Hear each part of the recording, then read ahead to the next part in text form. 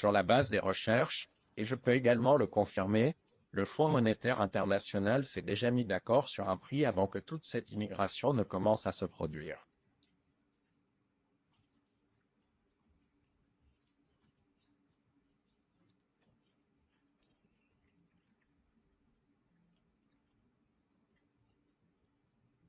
C'était donc il y a quelques années. Ils se sont mis d'accord sur un prix et j'ai obtenu beaucoup d'informations de Linda Pay. Jones a une amie qui travaillait à la Banque centrale d'Australie et elle a dit qu'ils s'étaient mis d'accord sur un prix qui se chiffrait à plusieurs milliers. Now, when we again talk about the XRP price, we have to look at the global debt, the incentive for central banks to dissolve global debt, and also to utilize this source of liquidity from XRP to facilitate, transparency. Moving into the digital economy, this is what they're going to be using. XRP is a financial instrument to serve the global economy. XRP est un instrument financier de finance pour servir à l'économie globale. Est-ce que vous croyez à ça, que les fonds monétaires internationaux se sont entendus il y a plusieurs années avec Ripple, avec leur token XRP, qui jouerait un rôle majeur et que le prix du XRP se chiffrerait dans les milliers de dollars? Est-ce que vous croyez à ça? Est-ce que ça fait du sens? Est-ce que ça n'a pas de sens? On va aller voir ça immédiatement. Avant tout, CryptoLy, je fais des vidéos sur XRP à chaque jour depuis 3 ans. Si vous ne me connaissez pas, abonnez-vous à ma chaîne. Et pour ceux qui demandent à chaque jour où est-ce qu'on peut se procurer un portefeuille decent, vous cliquez maintenant ici et j'ai incorporé le lien ici pour une clé ou 2 clés. Okay? Plus besoin de chercher nulle part. Le lien est là et c'est un lien de confiance. Question du jour. Si je vous obligeais à vendre tous vos XRP dès maintenant en une seule crypto, quelle crypto choisiriez-vous? On va aller voir. J'ai posé la question il y a 1 heure. On va voir qu'est-ce que ça dit.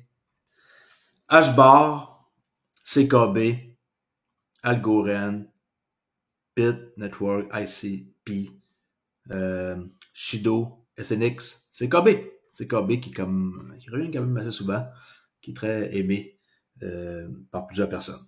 Alright, alors allez voter. Allez voter. Allez répondre à la question plutôt, c'est pas un vote.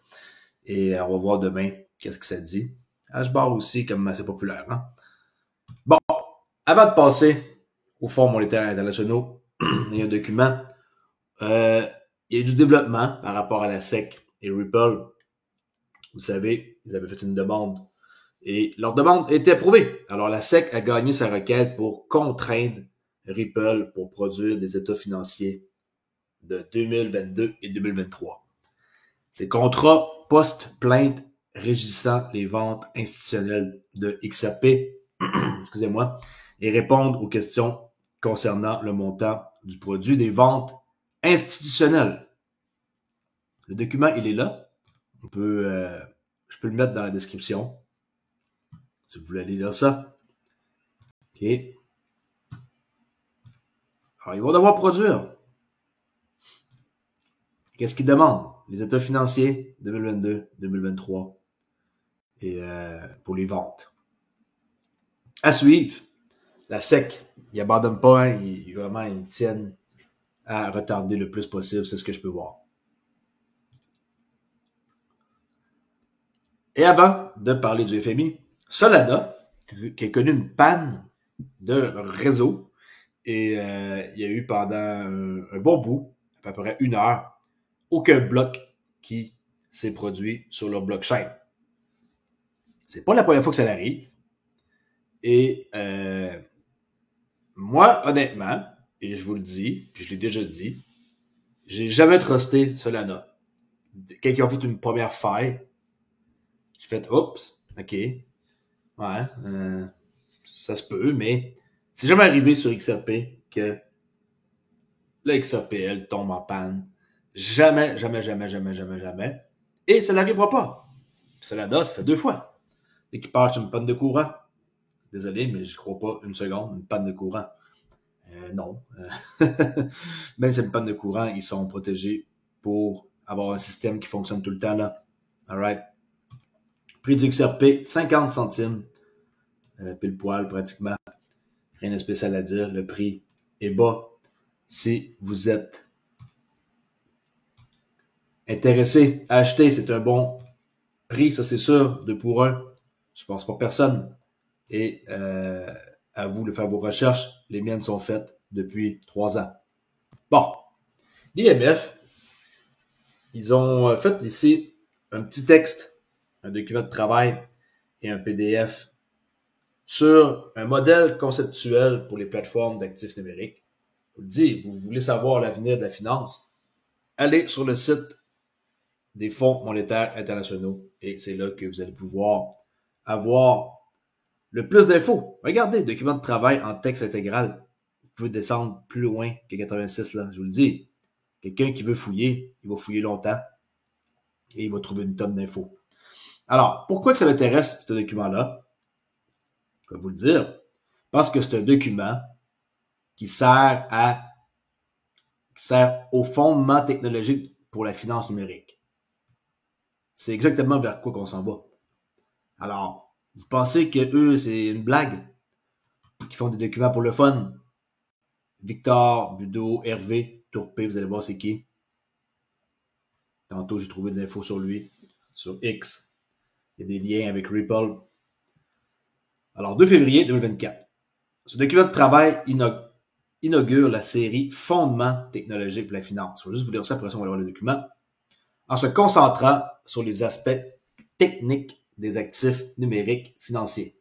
La série vise à faciliter l'utilisation d'une terminologie claire dans un paradigme naissant d'infrastructures financières orientées. Plateforme en jetant les bases de discussions techniques sur les normes d'actifs numériques. Le document présente un modèle conceptuel nommé le ASAP, Access Service Asset Platform. Et ils aiment ça mettre des noms là qui sont durs à retenir. Pour les plateformes d'actifs numériques DAP, exploitant les connaissances des pratiques du secteur informatique et les expériences des banques centrales. Le modèle ASAP est illustré à travers des exemples et des cas d'utilisation d'actifs tokenisés. Actifs tokenisés. Crypto.ly, il vous saoule avec les actifs tokenisés. Tout va être tokenisé du monde réel vers le numérique. Et on dirait que, à force de le dire, puis de l'entendre, on voit ça partout. Et c'est ça le cas. Regardez, actifs tokenisés pour démontrer l'utilisation possible et les avantages de la modélisation des plateformes d'actifs numériques à 4 couches. Okay? 4 couches. Tout comme l'utilisation de modèles à 7 couches, souvent appelés TCP/IP, a été fondamentale pour l'interopérabilité d'Internet. Il est prévu que le modèle ASAP à 4 couches pour les plateformes d'actifs numériques favorisera de la même manière l'interopérabilité multiplateforme. Tout va être interconnecté, multiplateforme. Vous allez voir que dans le document, les banques, c'est plus comme juste eux qui font tout, là, c'est plusieurs maintenant entités. Alors, y compris diverses juridictions, ouvrant la voie à un écosystème d'actifs numériques plus cohérent. Parce qu'on s'entend que présentement, ça ne l'est pas du tout, là. OK, fait que le document, vous pouvez le télécharger. Qu'est-ce que ça donne? C'est ça. Et, on peut lire ça au complet, inquiétez-vous pas, là. Victor, Boudot et Hervé Tourpe. Je vais vous montrer c'est qui cette personne-là. OK, on le voit-tu ici? Il est là, OK, ici. Alright. Avec à côté de Jérémy Allaire et Ryan Zagon de Ripple. Bon. Le document suivant, si on fait juste regarder, grosso modo, on va aller voir un peu les graphiques surtout qui sont importants. Regardez les mots-clés du graphique.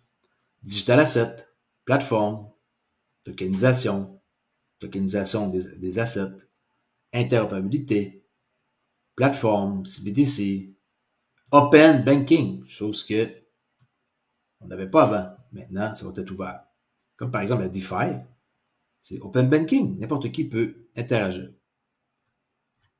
Moi, c'est surtout tout ce qui est de graphique. Regardez leur glossaire, comment est-ce que c'est des mots qu'on répète souvent. Tu sais, je parle souvent de CBDC, de DeFi, Ethereum, Virtual Machine, c'est ça qu'ils vont faire avec XRP Ledger. Ils vont utiliser ça pour les contrats intelligents, entre autres. Vous le savez, Fast Payment System. Il y a beaucoup de mots qui reviennent. Si des fois vous vous doutez d'un mot, vous pouvez aller voir leur glossaire. RTGS, j'en parle souvent, Real Time Growth Settlement. Okay. Zero Knowledge Proof. Bon. Problème et les motivations. Et ça, c'est tout du texte. Moi, c'est des graphiques qui m'intéressent le plus. Application avec des actifs, une plateforme. Ça, c'est le système traditionnel. Système d'actifs tokenisés. Vous voyez, ça change un peu, là. On a une plateforme, deux plateformes, et ici, on a un réseau avec des actifs, et les graphiques qui suivent sont les plus importants. Là, je fais juste passer à travers. Tout ça, vous pourrez vous amuser avec ça. Regardez, the layer stack of ASAP, le modèle qu'ils ont, qui est ASAP model. Access Service Asset Platform. OK. On peut voir, c'est en 4 couches. Quand c'est qu'Internet, c'est en 7 couches. Là, vous vous dites, ah, mais pourquoi tu me parles de ça? Ça fait pas de sens. Attendez. OK. Plateforme, layer, exécution, story comme un endroit pour mettre ses actifs, OK, avec un registre, un ledger, communication, consensus, identification, authentification, autorisation. OK. 1, 2, 3, 4, 5, 6, 7. OK, 7 couches. Là, chaque chose est décrite, là.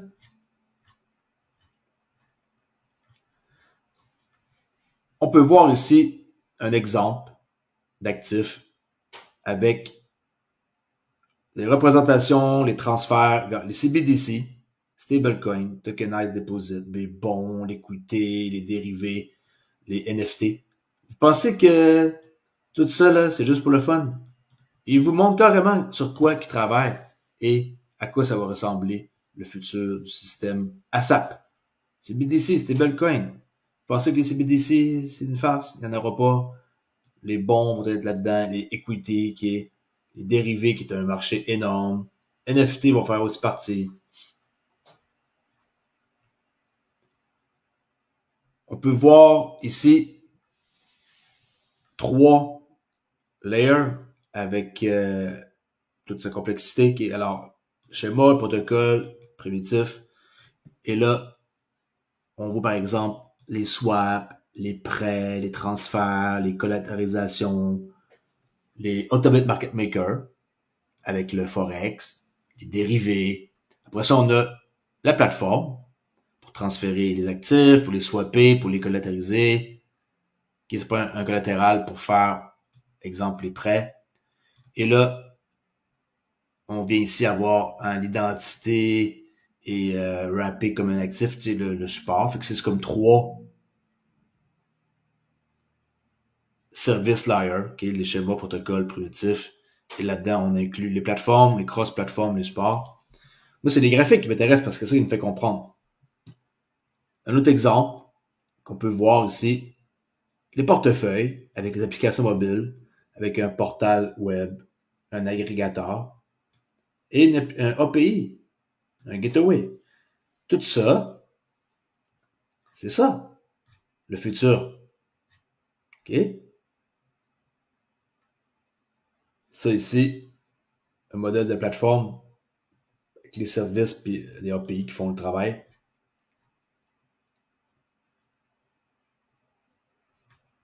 Là, il marque ici l'application du modèle. Service, asset, plateforme, tokenisation. C'est pas très compliqué, c'est assez simple. Mais un document comme ça, moi, quand je vois ça, présentement, c'est ça qu'on a, OK? Traditional banking, regardez, c'est la banque qui fait tout. Fait que c'est pas normal. Open banking, là, il sépare en 2. Ici, banque plateforme, sépare en 2, mais 2 parties, c'est pour un qui fait le service puis l'autre l'accessibilité. Mais regardez ici, c'est ça qu'on s'en va vers ça, open platform. plateforme où ce que tout le monde peut interagir. Et là, c'est séparé en 4, 1, 2, 3, 4 par rapport, vraiment, c'est 4 services distants. Avant, la banque faisait tout. Et là, ça, c'est l'évolution qu'on voit. Et là, c'est 4 applications, hein, API, où ce que on va pouvoir voir plusieurs acteurs qui vont arriver sur le marché. Exemple, moi et vous, avant, on ne pouvait pas participer dans le système bancaire traditionnel. Maintenant, on va pouvoir le faire ici. OK? Ça, ici, je ne suis pas tout à fait sûr c'est quoi qui propose bonne monnaie, j'ai pas lu. Bon, encore une fois, on voit un CBDC, des stablecoins qui vont faire partie du système, hein? Ça, c'est clair. Et la réglementation va venir pour 2024. OK? Ça vous démontre qu'un papier comme ça, il faut prendre ça au sérieux. On voit leur modèle qu'ils ont utilisé, la plateforme Ubin et Jasper. OK? Comme Jasper, Banque du Canada, les fonds monétaires Singapour, ici, Ubin. Et là, on peut voir carrément qu'ils ont un compte escroc. Et l'escroc, on s'entend que ça pourrait être les XRP qui se ramassent ici. Si vraiment ils travaillent avec l'IMF et que le compte escroc de Ripple. Je vous l'ai dit, le compte escroc, les gens, ils me font capoter quand ils l'incluent dans le market cap. Oubliez ça, il sert à quelque chose et il ne sert pas à être dans un escroc, hein, puis qui va rester là toute sa vie. C'est impossible. Ça sert à quelque chose et il va avoir une utilité immense. Les gens qui ont compris ça, comme moi, j'en suis sûr, vont être récompensés plus tard. Vous êtes dans le train ou vous ne l'êtes pas. Vous n'êtes pas à moitié du train. Ah, j'embarque un peu. Ah, ça monte à 3-4 piastres, je vends. Si vous vendez à 3-4 piastres puis vous en avez acheté 100 000 des tokens, bravo. OK? Mais en tant que tel, vous n'avez pas changé votre vie parce que le XRP monte à 1, 2, 3 $. Là. Je n'ai jamais d'avis. Il n'y a personne qui a acheté dans tous mes abonnés un prix comme par exemple, comme qu'on voyait ici là, à 0, à 1 cent. Okay, on va dire 1 cent ou en bas d'une cent, là, très très rare, là, ceux qui ont acheté ça. Il n'y a personne de mes abonnés qui a acheté 1 cent. Incluant moi, j'ai pas acheté 1 cent. J'ai une moyenne d'à peu près 35 cents peut-être, ma moyenne d'achat. Après, je regarde, j'ai pas fait des calculs depuis un bon bout. Ma moyenne d'achat est d'environ 35 cents. Puis s'il y en a qui se posent la question, si j'achète encore, eh oui, j'achète encore. Pourquoi j'achète encore? J'en ai pas, t'en as pas assez crypto-allé de bien avoir une coupe de 100 000 avec toutes les vidéos que tu fais, puis blablabla, l'argent. OK, bon, on achète quand que le prix baisse.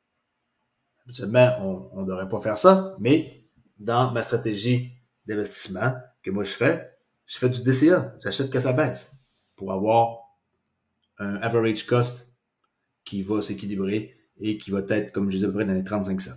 Okay? La date, j'ai racheté dans les 58. J'ai racheté un peu hier dans les 51. Et là, j'attends que ça baisse plus. J'aimerais bien le voir baisser dans les eaux de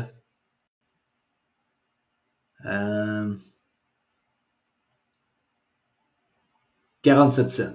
Ici, là, 47 cents, j'aimerais bien ça le voir baisser. Ah, mais tu dis pas que ça va juste monter tout de boum? Oui, éventuellement. Ça, c'est pas un problème. Quelqu'un croit au projet et la compagnie, et avec qui ils sont associés, oui. Mais, j'aimerais le racheter moins cher. OK? Alors, ça, c'est le modèle. Vous pouvez télécharger, vous pouvez aller fouiner. OK?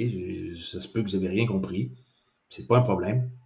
Et là, on voit final, remarque and next step. C'est une conclusion.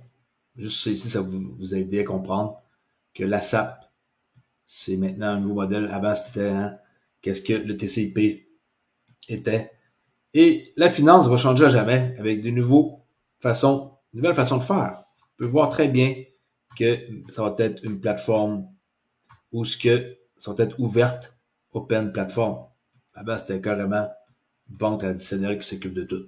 C'est fini ce temps-là. Alors, pourquoi que je vous montre ça? Ben, je me dis peut-être que ça va vous faire plus comprendre vers quoi on s'en va. Et ces deux personnes-là, j'ai fait des recherches sur lui. Son nom me disait quelque chose, puis que j'ai découvert ici un peu qu'est-ce qu'il fait. Il n'est pas très présent sur X. Il a écrit quelques bons retweets.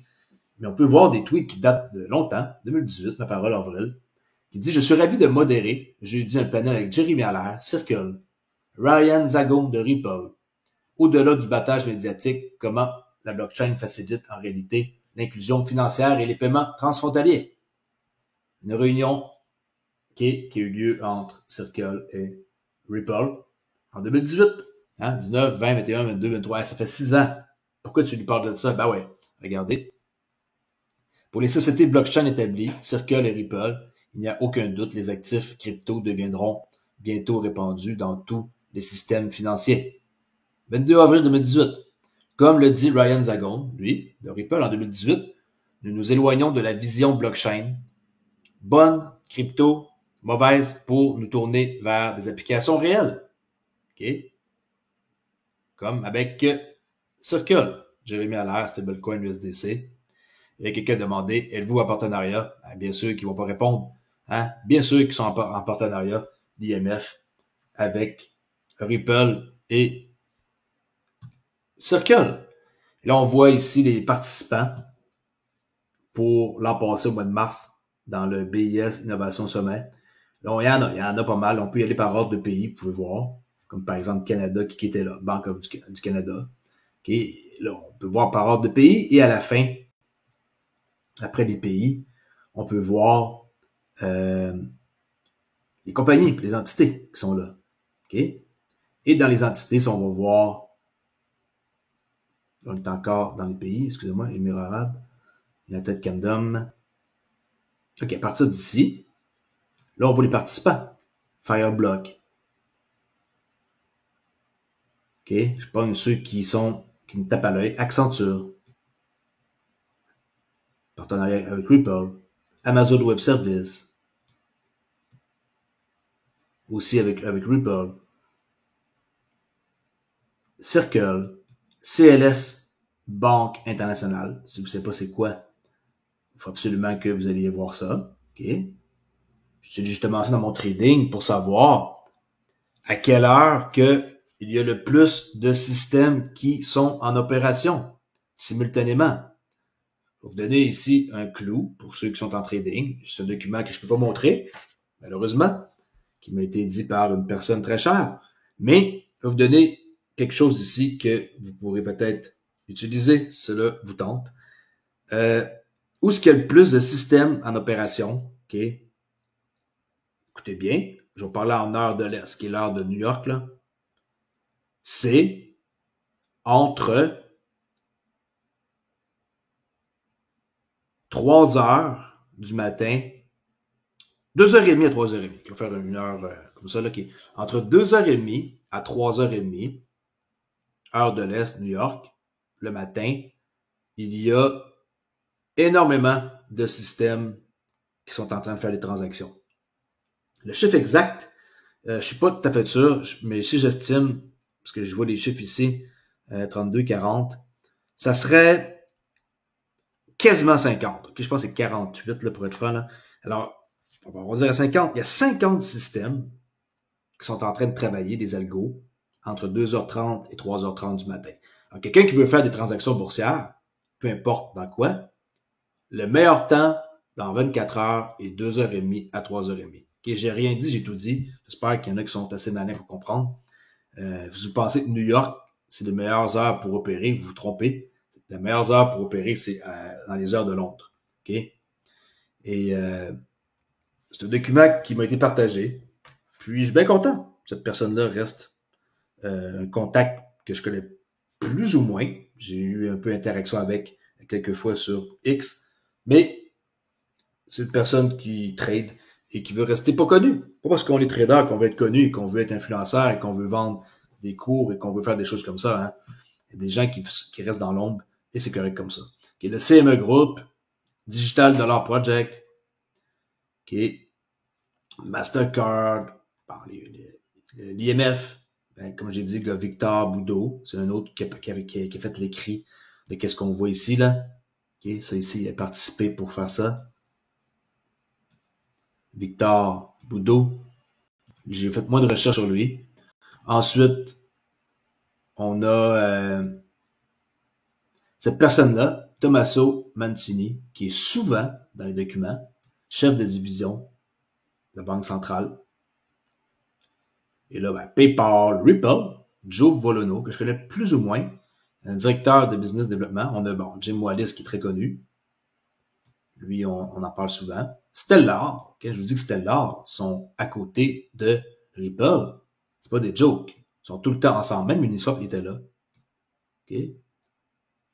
Mais le World Economic Forum, ça, c'est clair.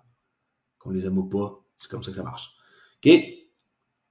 Alors, c'est à peu près tout pour aujourd'hui. C'est pour vous démontrer que l'IMF sont de près, très près de Ripple. Et que quand j'entends que le prix du XRP a déjà été fixé par le FMI en milliers de dollars venant de quelqu'un qui travaille dans une banque, là, il fait référence à Linda, là, une femme qui travaille dans la banque en Australie. Ben, pourquoi qu'elle dirait ça? C'est quoi c'est l'intérêt de dire que le prix du XRP est déjà settlé? Elle pourrait dire aussi qu'il est déjà settlé à 5$, mais pourquoi qu'elle dirait ça? C'est quoi son avantage? Ça donne quoi à elle? Ça donne rien là, de dire qu'il est, tu sais, mettons une valeur future. Alors, elle dit pour donner de l'info à quelqu'un, mais ça donne rien à elle. Là. Elle n'est pas payée pour dire qu'il va coûter cher ou pas parce qu'elle dit qu'il coûte cher que le prix il va monter nécessairement comme ça rapidement après l'avoir dit. Alors, elle dit ça parce que c'est sûrement sincère, puis elle doit avoir des connexions au FMI. OK? Je ne sais pas c'est qui cette Linda-là. J'en parlerai dans une prochaine vidéo. Ou, attendez, je vais vous montrer c'est qui. OK, alors j'ai retrouvé sa page sur X, Linda P. Jones. C'est best-seller avec un livre qui s'appelle 3 Steps to Quantum Wealth, 3 étapes à la richesse quantique, qui est le guide de l'héritière de la richesse vers la liberté financière en investissant dans les crypto-monnaies. Intéressant pareil, hein? D'ailleurs, je vais peut-être m'acheter ça. Ça a l'air intéressant, puis il y a un audiobook. Et c'est cette femme-là. OK. C'est un qui veulent aller voir, approfondir plus. Allez voir son site. Et c'est de cette femme-là que l'information vient. Est-ce que c'est pour la faire plus connaître, pour vendre son livre? À vous de juger. À vous de juger, mes amis. Moi, en tout cas, à un moment donné, je me dis que le compte escroc d'XRP, il sert bel et bien à quelque chose. Et il va être d'une utilité comme vous n'avez même pas idée. Ils n'ont pas créé 100 milliards de tokens comme ça pour flotter sur le marché, comme ça, sur les marchés. Comme on peut voir, hein, les marchés comme Binance et tout, là, les exchanges secondaires, ils n'ont pas une tonne d'XRP. Et il n'y en a pas beaucoup, hein. Si vous pensez qu'il y en a énormément sur le marché, il n'y en a pas beaucoup. Et les gens ont tendance à oublier que tout a été pensé d'avance. Tout a été pensé d'avance. Ripple n'est pas une compagnie ordinaire et c'est pas pour rien que la SEC ne les lâche pas. Pour qu'ils continuent à jouer à leur jeu de traditionnel banking, qui est là, comme on l'a pu voir ici sur la photo. Ils veulent rester dans le contrôle de tout. Ils veulent que ça continue. On peut pas écrire sur un document même qui est. Ils veulent rester dans le traditionnel banking system. Mais non, c'est fini. Maintenant, on s'en va vers un open platform. Et ils auront plus le contrôle qu'ils avaient, puis les frais qu'on payait comme des malades. C'est ridicule. Moi, je paye, je pense, 12,95 par mois pour accéder, pour faire des transactions là, avec une banque que je possède. Et quand que je dépasse, je pense que c'est 15 transactions, ils me chargent 1,25$ parce que je dépasse le nombre de transactions. Vous imaginez comment que c'est débile? Me charger 1,25$ parce que je fais une transaction de plus? C'est vraiment des crosseurs, les banques. Ça l'a toujours été. Et malheureusement, faut qu'on paye pour avoir accès à ça. Ma femme, elle est chanceuse, vu qu'elle est immigrante, elle a eu accès à comme illimité de transactions. Quand elle est arrivée au Canada avec sa banque, Moi, j'ai toujours payé des 10, 12, 15 piastres par mois, là. Puis je fais pas beaucoup de transactions en tant que tel. Mais je paye. Je me ferme la gueule, puis je paye. Puis j'ai pas le choix. 12 piastres 95, 12 piastres 95. C'est ça depuis genre les 20 dernières années. Alors, c'est quoi cette affaire-là de charger comme ça pour avoir accès à un service qui devrait être gratuit? En tout cas, les banques, moi, je les déteste. Et je suis bien content de voir qu'on s'en va vers quelque chose d'autre. Je laisse là-dessus Crypto.ly, qui est très en forme aujourd'hui, après la tempête d'hier. Et aujourd'hui, on dirait, pas tellement mieux, mais avec moins de vent qu'hier, ça c'est clair. Ici, dans les maritimes, dans l'Atlantique, je suis proche de l'Atlantique. Et pour ceux qui ne le savent pas, je reste plus au Québec depuis une année. J'ai déménagé au Nouveau-Brunswick. Okay? Mais on va retourner là-bas dans 3-4 ans, quand mes enfants ils vont parler anglais. Okay? C'était le but de la manœuvre. Pourquoi ils pensent que j'ai quitté le Québec? Et quitter le Québec, Crypto.ly, l'influenceur, maintenant, il veut plus qu'on le trouve, blablabla. Arrête un peu de capoter, là. J'ai 8000 abonnés. Okay? J'ai pas 1 million d'abonnés. Et ça n'arrivera jamais. Je suis juste un simple gars qui fait des vidéos sur XRP à chaque jour et qui vous met au courant. Alright? Alors, n'oubliez pas qu'ils vont devoir fournir ici leur état financier 2022-2023. Sacré job. En tout cas, j'ai hâte de voir comment ils vont réagir à ça, Ripple. Merci, bonjour, et je vous dis à peut-être plus tard pour une autre vidéo. Ciao!